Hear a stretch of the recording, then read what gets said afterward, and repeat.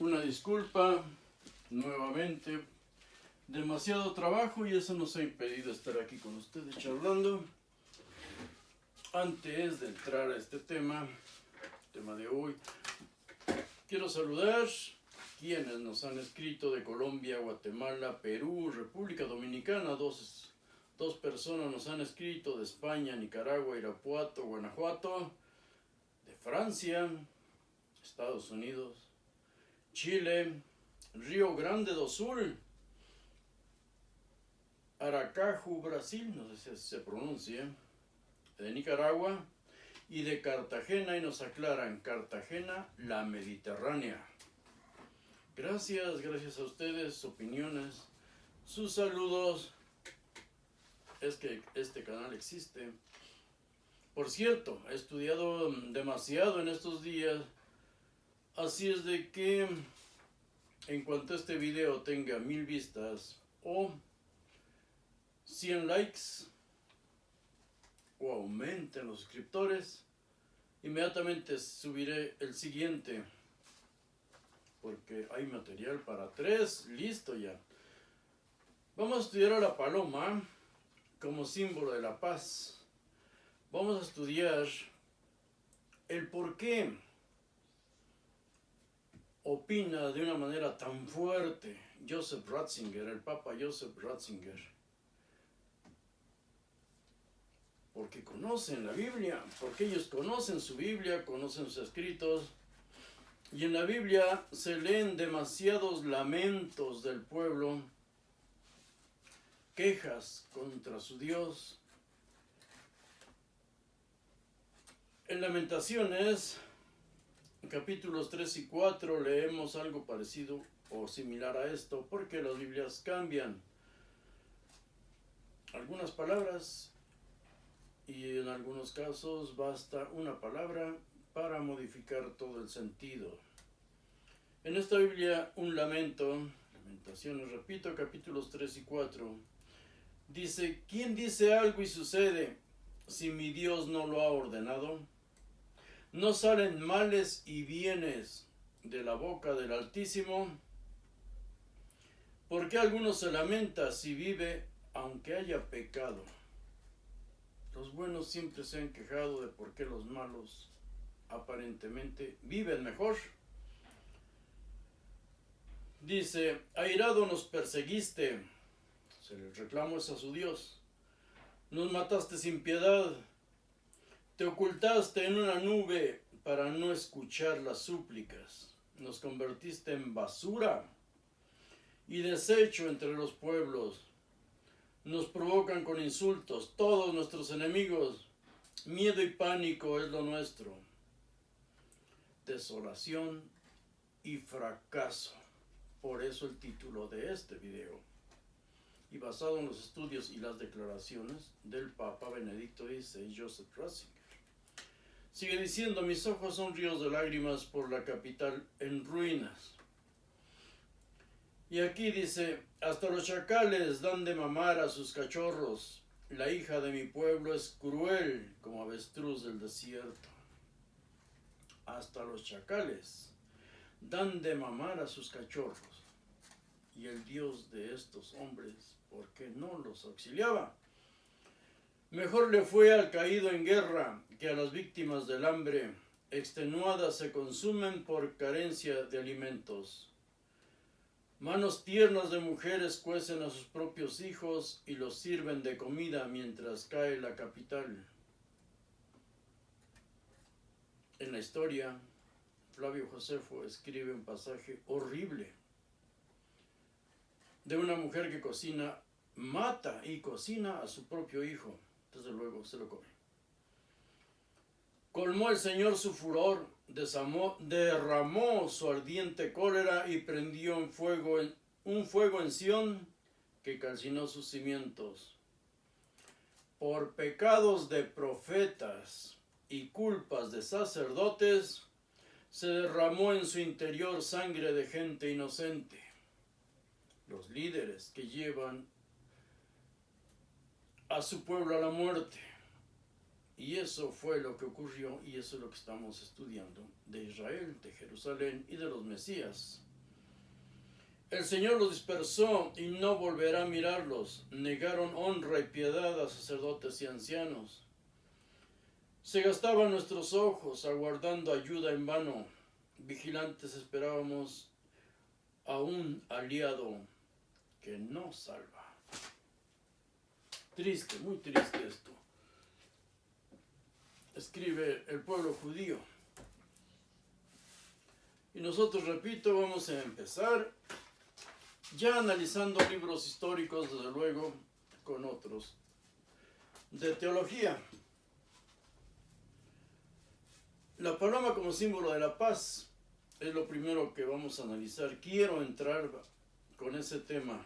En 1949, Pablo Picasso pintó la imagen de una paloma como símbolo de la paz para el Congreso Mundial para la Paz, 1949. ¿Por qué la paloma? ¿Qué ha significado la paloma para el cristianismo y para el Imperio Romano, que fue donde caminó? ¿Qué es lo que nos dice los historiadores? El primero de ellos, Heródoto. La paloma como tema religioso en Homero, para variar, no era una paloma blanca. No era una, eran dos y eran negras. Pero Heródoto se da un lujo que los historiadores de hoy no se atreven. Analiza, piensa. Vamos allá, es la página 109 de los 9 libros de la historia. Los 9 libros de la historia de Heródoto. Ya está desbaratado mi libro, por eso estoy muy agradecido con todos ustedes, ya que mis libros no van a morir conmigo, van a caminar en su conciencia. Dice, a propósito de los oráculos del que está en Grecia y del que está en Libia, los griegos cuentan la siguiente historia. Decían los sacerdotes de Zeus tebano que los fenicios se llevaron de Tebas 2 sacerdotisas y vendieron a una de ellas en Libia, según habían averiguado, y la otra en Grecia. 2 sacerdotisas se llevan, una a Libia y la otra a Grecia. Esas mujeres fueron las primeras en establecer los oráculos en los pueblos, en dichos pueblos. Al preguntarles yo de dónde sabían tan exactamente lo que decían, respondieron que habían hecho los egipcios gran búsqueda de estas mujeres y que no habían podido hallarlas, pero que luego habían averiguado acerca de ellas lo que me contaban. Esto fue lo que oí en Tebas de boca de los sacerdotes. He aquí lo que dicen las promántides dodonias. 2 palomas negras volaron desde Tebas a Egipto. La una de ellas llegó a Libia y la otra a Dodona. Y posada en una haya les dijo con voz humana, que era preciso hubiese allí un oráculo de Zeus. Los dodonios comprendieron que era divina la orden y por eso la cumplieron. Recordemos que en la Biblia, presumiblemente el Dios hebreo, Dios israelita, el Dios judío, siempre les aconseja que no se casen o no se junten o que no hablen con mujeres extranjeras porque los van a llevar a sus creencias. Bien, cuentan que la paloma que partió a Libia ordenó a los libios establecer el oráculo de Amón. Este oráculo también es a Zeus. Así decían las sacerdotisas dodonias, la mayor de las cuales se llamaba Promenea, la segunda Timareta y la menor Nicandra.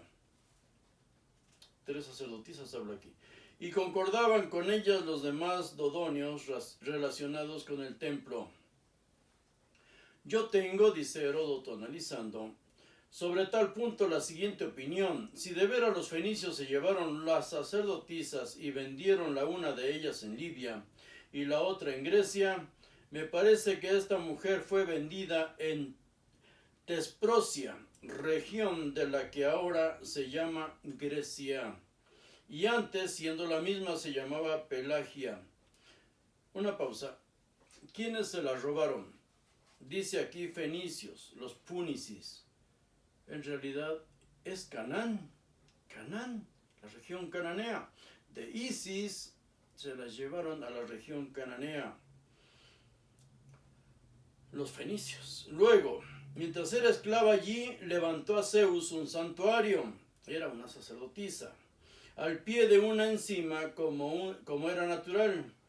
Una encina, perdón, como era natural. Que habiendo servido en Tebas, en el templo de Zeus, guardase su memoria allí donde había llegado. Después, cuando aprendió la lengua griega, estableció el oráculo y contó que una hermana suya había sido vendida en Libia por los mismos fenicios que la habían vendido a ella. Grecia, Canaán, los fenicios y desde luego Egipto.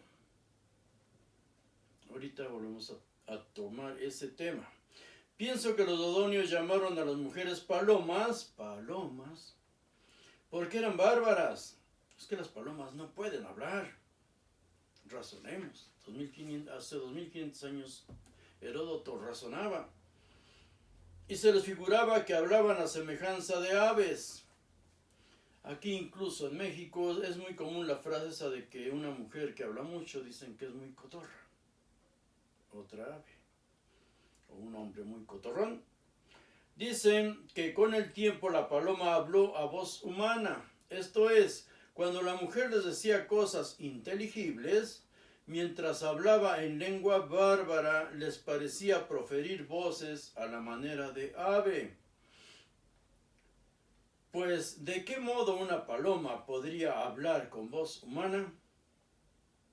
Imposible. Y remata Heródoto el tema. Al decir que la paloma era negra, indican que la mujer era egipcia. Él está razonando lo que escucha nosotros. ¿Cuándo? Hablar en lenguas. Inspirados por, ahora una paloma blanca, el Espíritu Santo. Pero en su origen, esa creencia eran palomas negras, Espíritu Santo negro y no uno, dos. Bien, analicemos otra cosa. Israel, la palabra, el nombre, contiene 3 partículas teofóricas. Ya la mayoría de los estudiosos de estos temas aceptan que los pueblos tenían un nombre teofórico, que muchas personas también llevaban un nombre teofórico, la raíz de un nombre de un dios. Pero Israel no tiene una raíz, un nombre teofórico, tiene 3. ¿De dónde parten esos conocimientos? ¿Dónde llegaron? Egipto, de Tebas. Isis, la diosa Isis. El dios Ra, en sus diferentes versiones. Ra, el dios solar. ¿Y a dónde van? ¿O quién se las llevó? Fenicios, cananeos, el dios El. Isis, Ra y El, Israel. Partícula teofórica de 3 dioses. Por eso leamos a Heródoto. De hecho trae bastante información que se va amoldando después a la formación de religiones. En Roma, Numa Pompilio organizó la religión. Él le dio forma. El dios principal era Júpiter. Numa Pompilio vivió del 716 al 674 a.C. O sea que esto que vamos a analizar hoy fue escrito, se le dio forma aproximadamente en el año 700 antes de nuestra era. Este rey Numa Pompilio inventó que tenía contacto con ese dios, con Júpiter, por medio de deidades menores. Una de esas deidades fue la ninfa Egeria. Y creó el rito de vírgenes vestales. Los ritos siempre terminaban, igual que hoy, en orgías de comida, vino y desnudez, sexo, las bacanales. convirtió este rey, Numa Pompilio, convirtió al dios griego en el dios Baco. ¿Y quién era el dios griego? Dioniso, o Dionisio, como lo conocemos nosotros, Dionisio.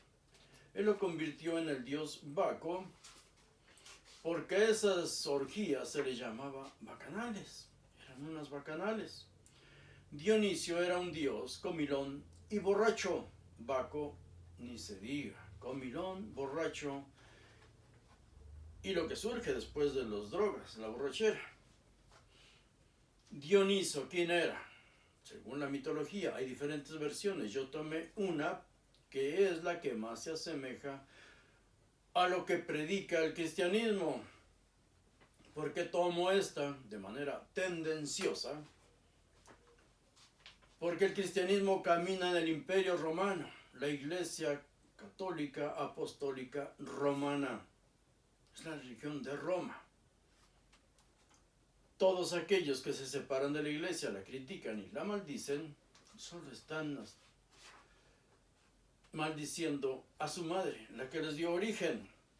Dioniso, hijo de Zeus, un dios, y de Semele, quien era hija de un hombre, Cadmo, rey de Tebas, y de una diosa, Harmonia.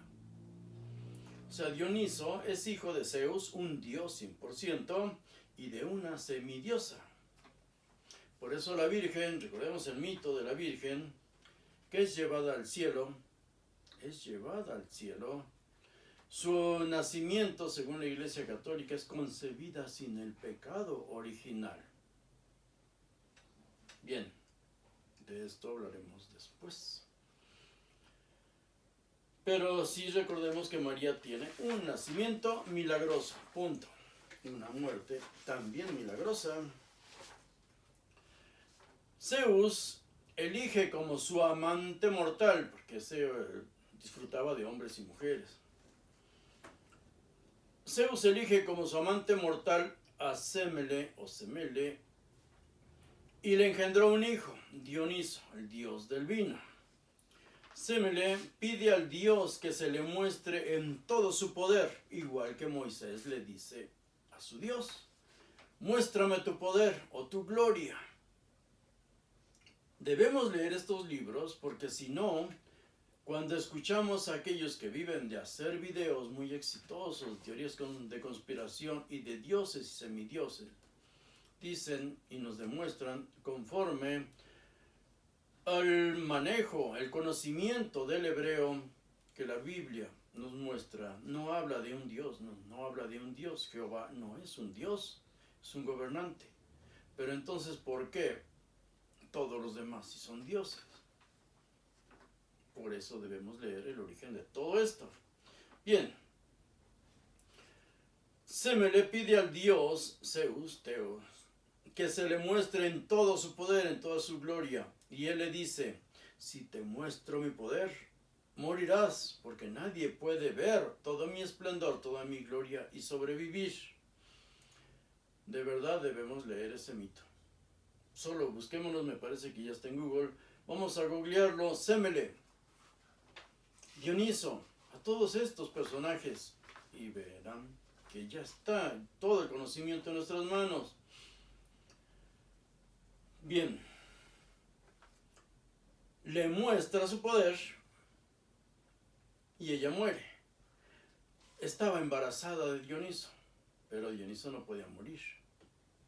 Hijo de una semidiosa y de un dios verdadero, tenía 3/4 partes de Dios. Entonces Zeus le lo injerta en un muslo, en la pierna, y ahí termina de formarse la criatura hasta que nace. Bien, Dioniso rapta y seduce, ya salió igual que su padre. Dioniso rapta o seduce a varios jóvenes. También tuvo relaciones con mujeres. Pero el relato que me interesó a mí, y que seguramente les va a interesar a ustedes, seguramente van a ir a las redes. Dioniso rapta o seduce a varios jóvenes, uno de ellos Adonis, que se dice era más hermoso que él. Y otro, el más importante, Ámpelo. Un joven sátiro. Al morir este sátiro por intrigas, repito, podemos ir a la fuente de cada uno de ellos. Al morir Ámpelo, Dioniso lo convirtió en racimo de uvas. No convirtió el agua en vino, Dioniso. Convirtió el cuerpo y la sangre de su amante, ser humano, y se lo dio a beber a los hombres. Leamos esos relatos. Al morir Ampelo, Dioniso lo convirtió en racimos de uvas, que prensó y dio su sangre a los hombres. El que no coma mi cuerpo ni beba mi sangre. Vamos a estudiar esto que da forma a lo que iniciamos. ¿Por qué el pueblo judío clama a un Dios que no lo escucha? ¿Por qué su Dios nunca lo escucha? Según los teólogos, según lo que está escrito en la Biblia, porque ese Dios no sabe perdonar, no sabe perdonar, nunca perdona, los castiga, y después, supuestamente, porque entre ellos va la religión caminando, alguien tiene que vivir de él. Esa leyenda sigue sembrando esa idea en los remanentes, en los que quedan, y por eso siempre dicen los que escriben, pero dejaré un remanente y lo regresaré a Israel. ¿Y qué era Israel en esos tiempos? Cuando supuestamente toma el poder de ese territorio. Lo aparte de lo que ya hemos leído y nos leen otros, Israel destinó 3 ciudades a cada lado del Jordán. Por eso era el temor de los romanos de que los israelitas fueran al otro lado del Jordán, se juntaran con gente al otro lado del Jordán, porque 3 ciudades en cada lado eran destinadas a 2 asesinos, a los asesinos. En la Biblia nos dice que todo aquel que mate, pero sin intención o sin usar espada, porque ellos mataban con piedras y flechas, lanzas, igual que los aztecas aquí en México. Solo son imperdonables los que a hierro matan. Esos a hierro deben morir. Pero estos que matan con palos, con piedras, pueden refugiarse ahí. Israel será refugio de asesinos. Repito, sin intención, presumiblemente, o los que estén defendiendo a ese Dios. 3 ciudades a cada lado del Jordán. Números 35:11. Literal dice, allí huirá el homicida, el heridor de personas por accidente. Si buscamos Biblia interlineal nos lo va a aclarar. Porque para juzgar a una de estas personas, para enfrentar un juicio de los sacerdotes, desde luego, se requerían siempre 2 testigos. ¿Cómo lo mataste? La confesión de los pecados. La confesión de los pecados. ¿Cómo lo mataste? ¿Cómo ocurrió eso? Ok. El mejor historiador cristiano que yo he encontrado es el Papa Benedicto XVI. Joseph Ratzinger. Porque habla con más crudeza, habla con más apegado a la realidad. No tiene miedo a las palabras. En su libro Jesús de Nazaret, que fue publicado, cuando él ya era papa. Jesús de Nazaret, en la página 216 y 217, nos habla de unos guerreros, celotes, asesinos, temibles. Página 216 y 217. Porque, repito, los otros historiadores tienen miedo de tratar esos temas con toda crudeza.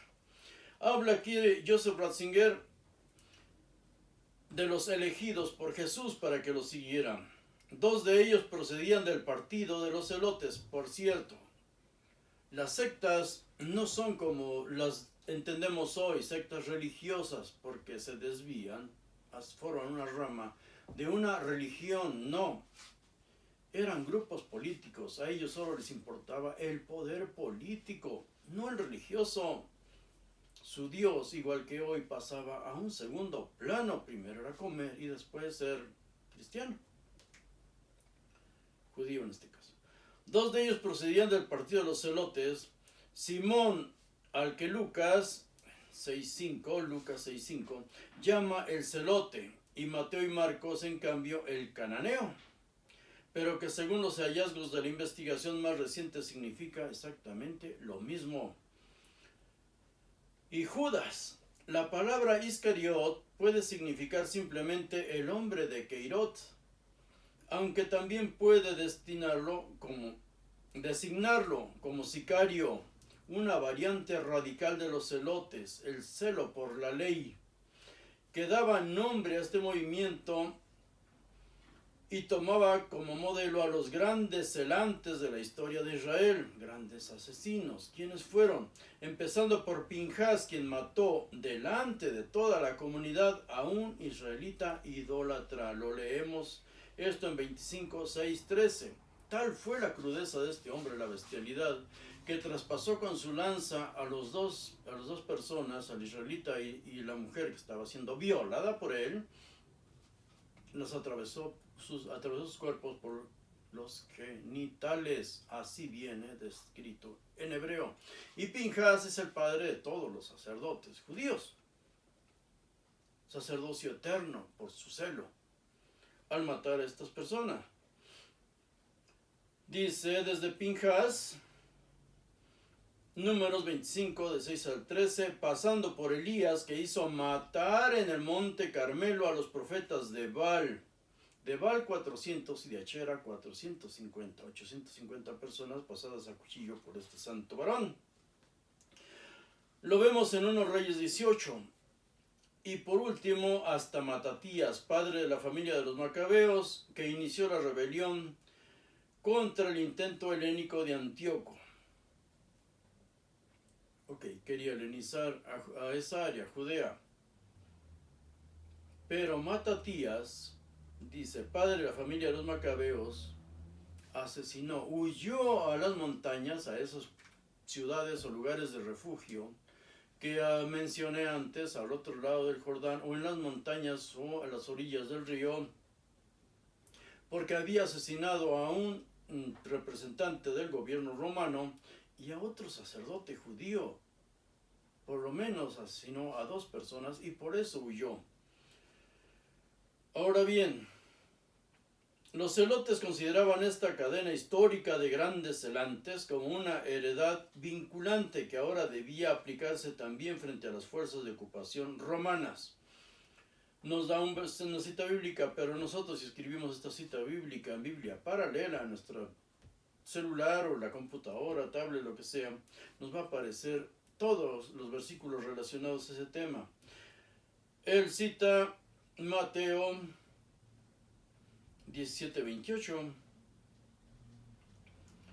Bueno, acerca de los celotes, también menciona a otros 2 seguidores de Jesús.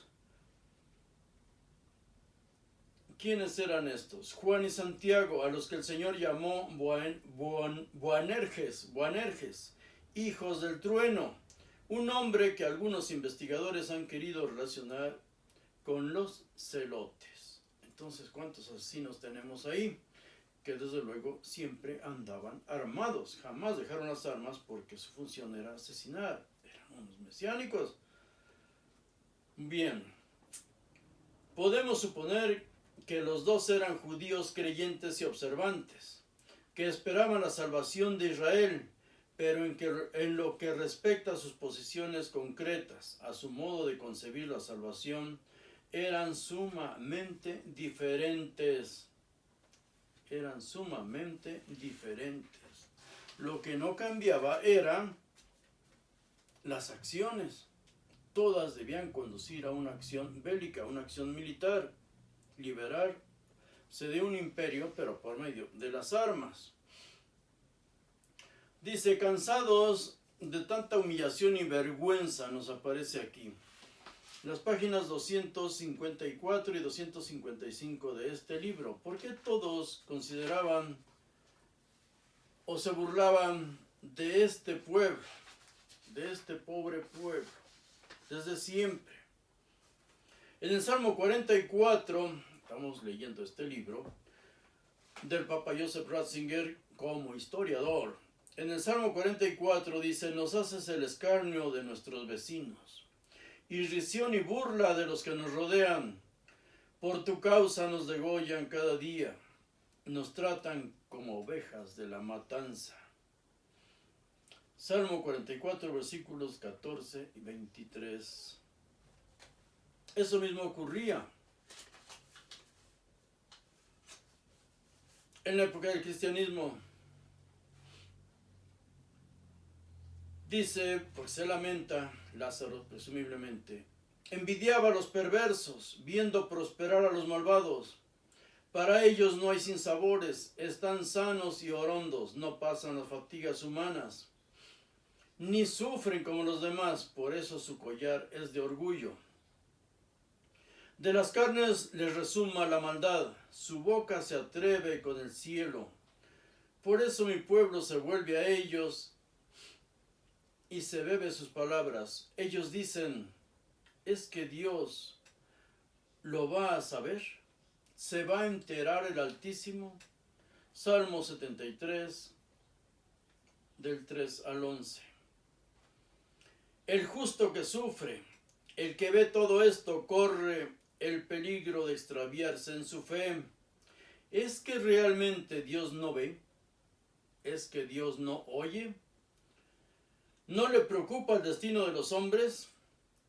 ¿Para qué he purificado yo mi corazón? ¿Por qué he de ser bueno? ¿Para qué aguanto yo todo el día y me corrijo cada mañana? Mi corazón se agriava, se amarga. Salmo 73, versículos del 13 hasta el 21. Estamos leyendo Joseph Ratzinger. Y luego dice que si no se puede demostrar que todo sea histórico, si ellos, religiosos, teólogos, no pueden demostrar que todo es histórico, sea histórico, no tiene que decir que todo sea un invento. ¿Dónde dice esto? En las páginas 271 y 272. Él está hablando de un filósofo, Hegel, y dice, el cuarto evangelio es una obra en buena parte poética sobre Jesús, pero no del todo inventada. Por una parte, lo que no se puede demostrar como histórico no tiene por qué ser solo pura ficción. Por otra parte, para los evangelistas y su escuela, la última palabra no la tiene el banal recuerdo histórico de los acontecimientos pasados, sino el espíritu de quien los interpreta. Pueden servir como una guía moral y presumiblemente es la utilidad de la religión. ¿Cómo puede reforzar la fe si a pesar de presentarse como testimonio histórico, y lo hace con gran énfasis la Biblia, recalca Ratzinger, no ofrece después informaciones históricas? Tienes que basarla en algo, en hechos históricos, en algo. Yo creo que nos encontramos aquí ante un concepto erróneo de lo que es histórico, así como ante un concepto equivocado de lo que es fe y de lo que es el mismo Paráclito. Una fe que deja de lado lo histórico se convierte en realidad en gnosticismo.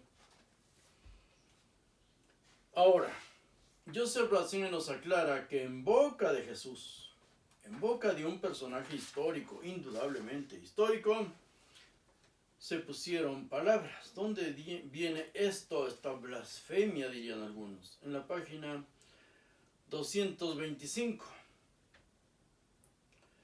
Así las interpretaciones alegóricas puestas en boca de Jesús se consideran como añadidos posteriores y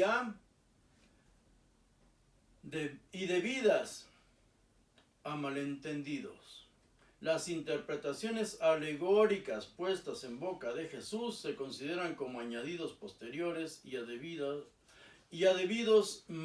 dichos malintencionados, muy malintencionados. ¿Quién dice esto? Joseph Ratzinger. Esto suena muy difícil de entender viniendo de un papa, de un líder de más de 1.000 millones de cristianos. Acerca de Jesús y otros dioses, en la página 300, escribe también Joseph Ratzinger un análisis comparativo entre Jesús y otros dioses. Se predica el cristianismo donde hay infinidad de dioses. Entonces ellos tienen que sembrar sobre mojado, tienen que tocar temas que ya otros, como leí antes del historiador, otros temas que ya dominaba esa gente, griegos y romanos.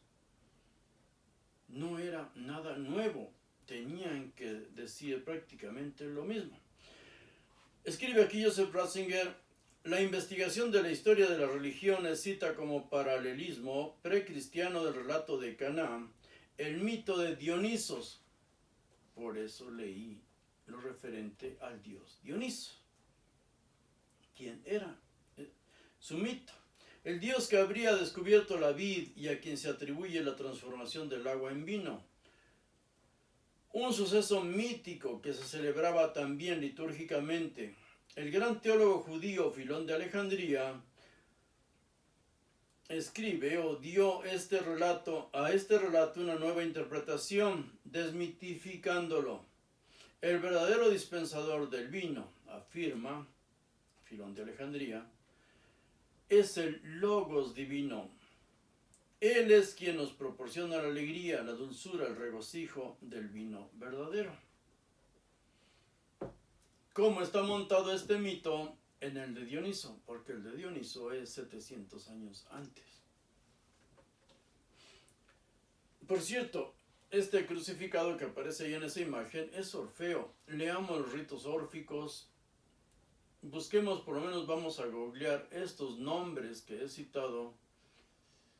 Y nada más con eso se va a expandir nuestro cerebro. Ojalá no estalle.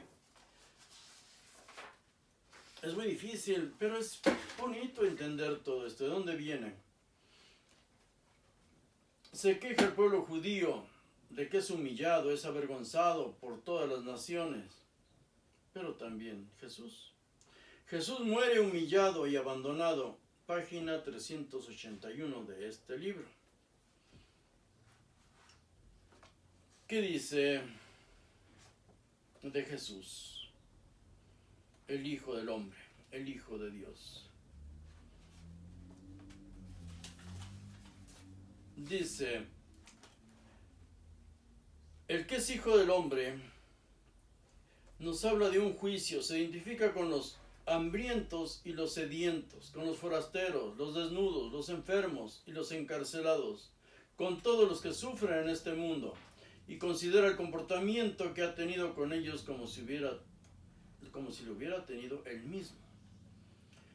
Esta no es una ficción posterior del juez universal al hacerse hombre. Él ha efectuado esta identificación de manera extremadamente concreta. Él es quien no tiene posesiones ni patria. El crucificado no tiene posesiones ni patria. Quien no tiene dónde reclinar la cabeza. Lo vemos en Mateo 8:15. En Lucas 9:58. Él es el prisionero, el acusado y el que muere desnudo en la cruz. El Hijo del Hombre es uno solo, Jesús.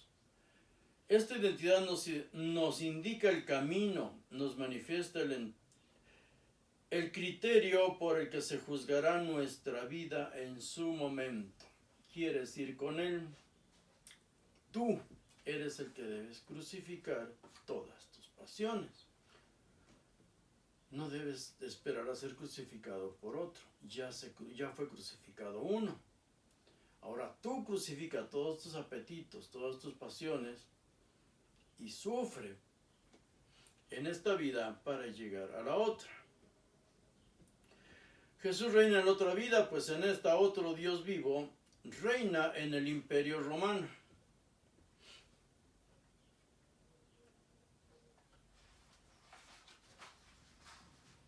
Esperen que aquí viene algo más cruel. La victoria de un derrotado solo puede inspirar a perdedores. Página 396. Suena horrible, ¿verdad?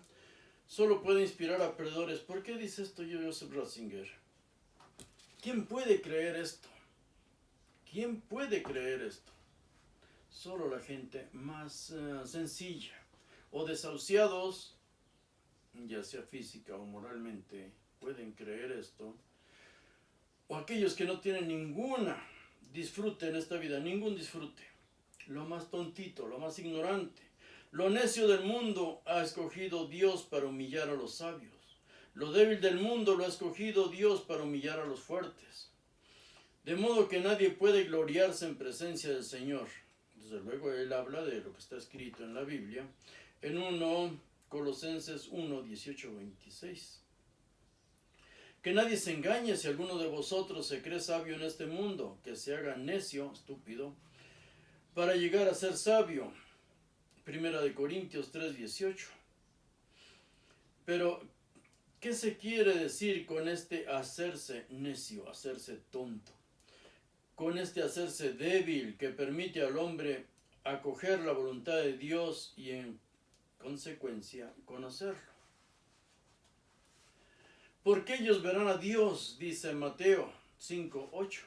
La pureza de corazón es lo que nos permite ver, consiste en esta sencillez última que abre nuestra vida a la voluntad reveladora de Jesús. Pero ser hijo significa existir en una relación, es un concepto de relación. Todo esto es fe, desde luego. ¿Quién lo puede creer? Los desahuciados en esta vida, los pobres y los ignorantes, lo dice Ratzinger y lo dice la Biblia, está basándose en la Biblia. Ahora sí, Jesús reina en la otra vida, una promesa de vida, pues en esta vida había otro Dios vivo. El emperador romano era considerado un Dios,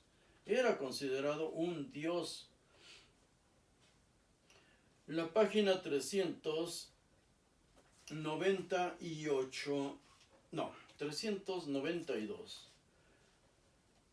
¿Qué está escrito aquí en este libro? En efecto, de ella forma parte el hecho de que el emperador Augusto, bajo cuyo reinado nació Jesús, aplicó en Roma la teología monárquica del antiguo Oriente, proclamándose a sí mismo hijo de un Dios, hijo de lo divino, o hijo del divino, César, hijo de Dios. Si bien en Augusto sucedió todavía con gran cautela, el culto al emperador romano que comenzó poco después significará la plena pretensión de la condición de hijo de Dios y con ello se introdujo la adoración divina del emperador en Roma y el cristianismo va caminando en Roma. No enseñaba nada nuevo y esto no era lo que confrontó a los cristianos con los romanos. Dice, convirtiéndose entonces en vinculante para todo el imperio. Así pues, en este momento de la historia se encuentran por un lado la pretensión de la realeza divina por parte del emperador romano y por otro, la convicción cristiana de que Cristo resucitado es el verdadero Hijo de Dios, al que pertenecen los pueblos de la tierra y el único al que en la unidad del Padre, Hijo y Espíritu Santo le corresponde la adoración debida a un Dios. Muy cruel suena viniendo, repito, de un líder religioso, de la religión más grande, más numerosa, que solo puede competir con el Islam. Y en el otro libro que ya les he leído, Introducción al Cristianismo,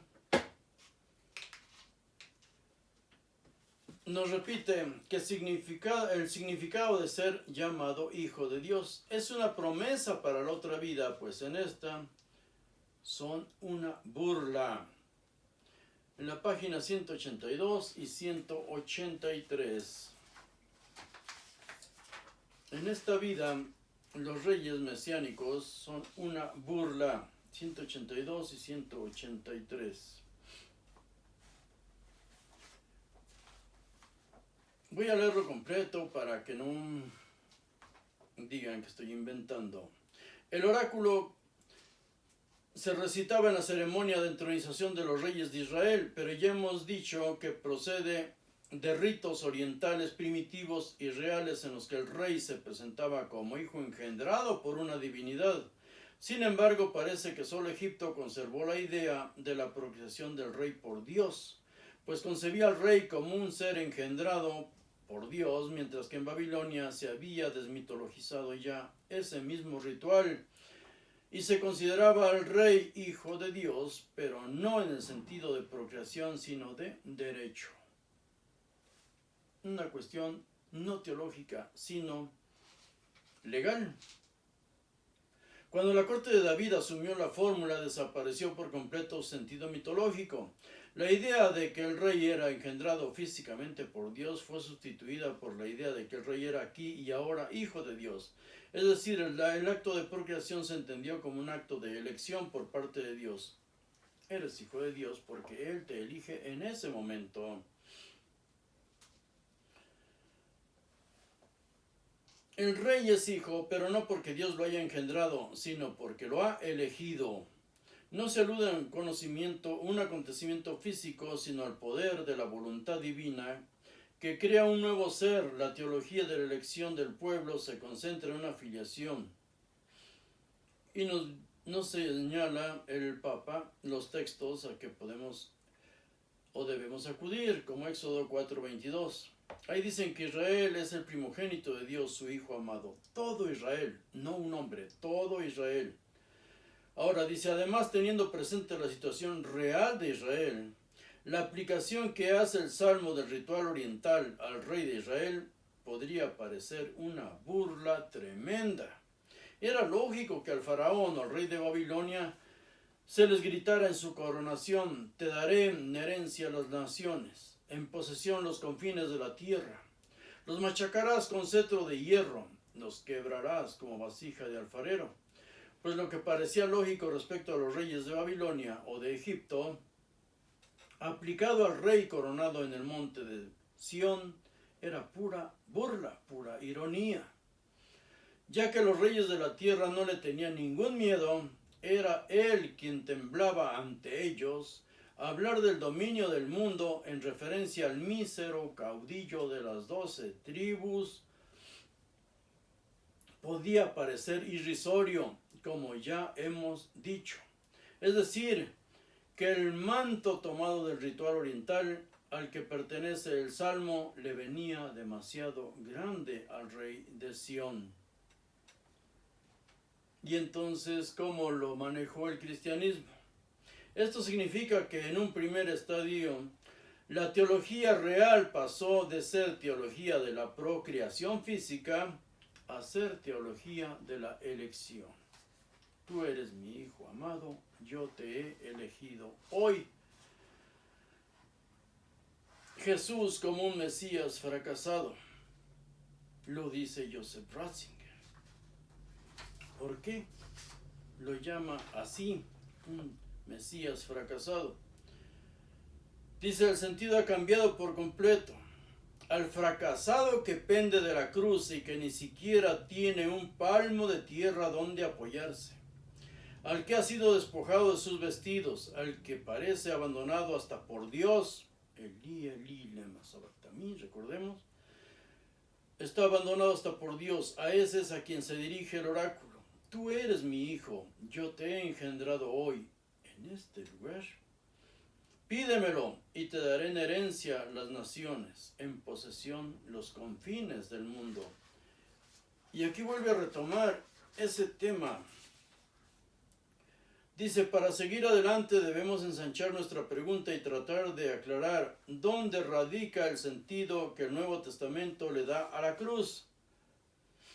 Empecemos reconociendo que para los discípulos de Jesús, la cruz fue sobre todo el final, el fracaso de su plan.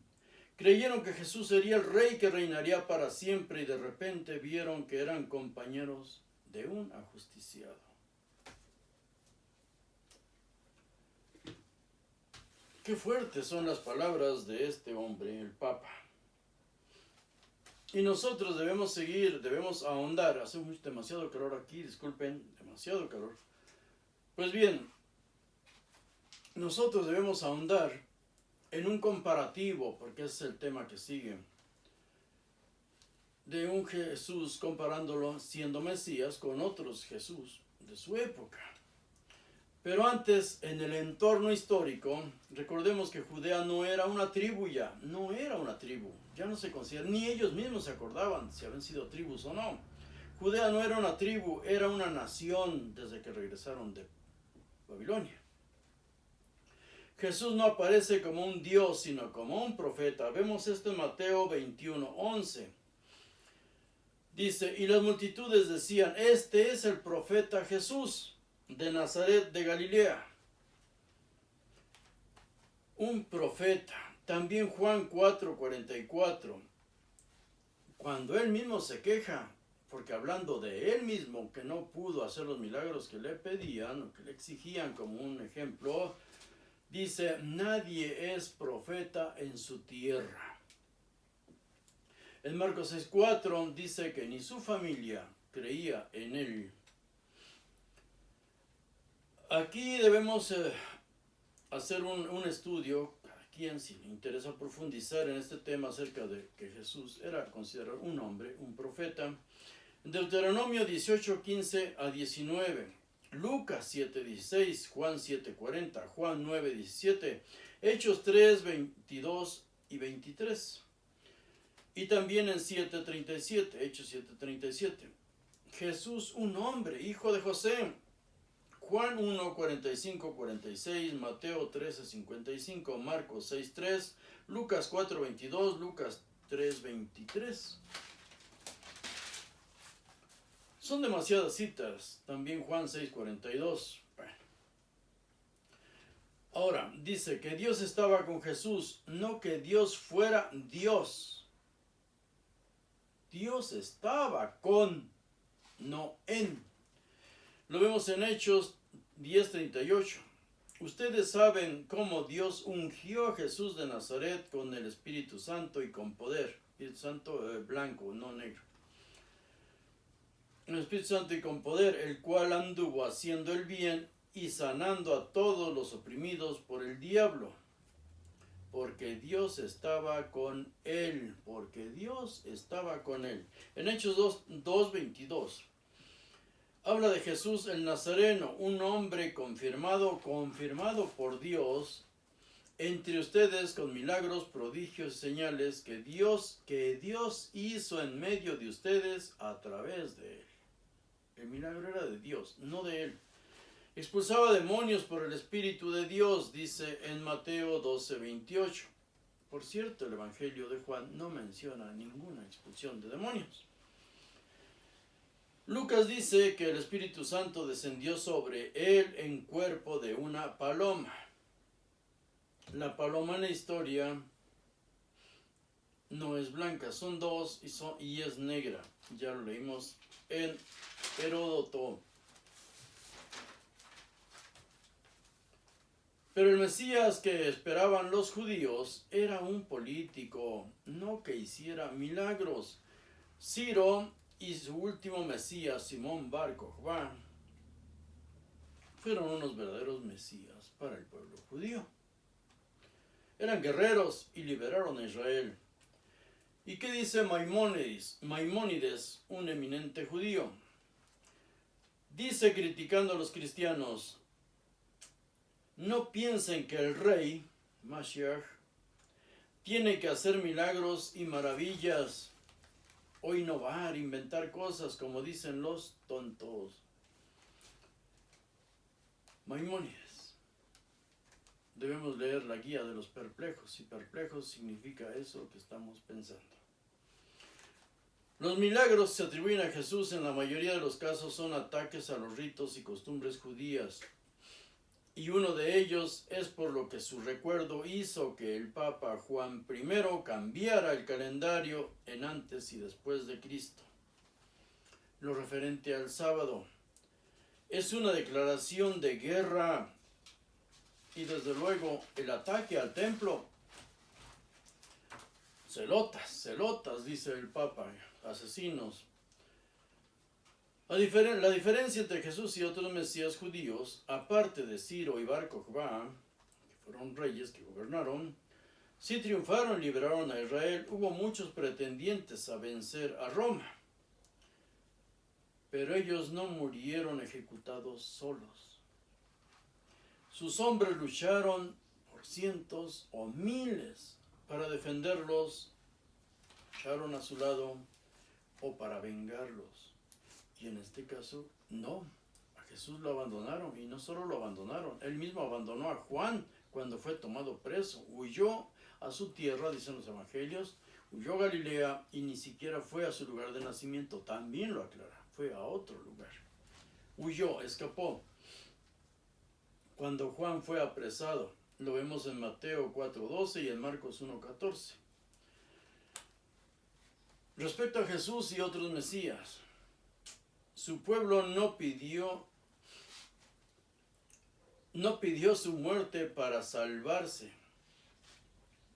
Luchó por ellos, repito, o para salvarlos o para vengarlos a los otros mesías judíos de esa época, de esos tiempos, cuando Jesús incluso ya existía, ya era un niño o un hombre. Ahora, ellos, sus seguidores de estos mesías, gritaban felices al morir quemados vivos junto a su Mesías, esperando recompensa en la otra vida. Porque Juan y Jesús no fueron los únicos que predicaron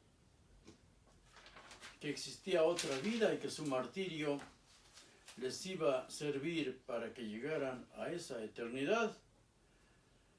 La diferencia entre esos otros mesías fracasados: hubo esclavos y filósofos, según la historia.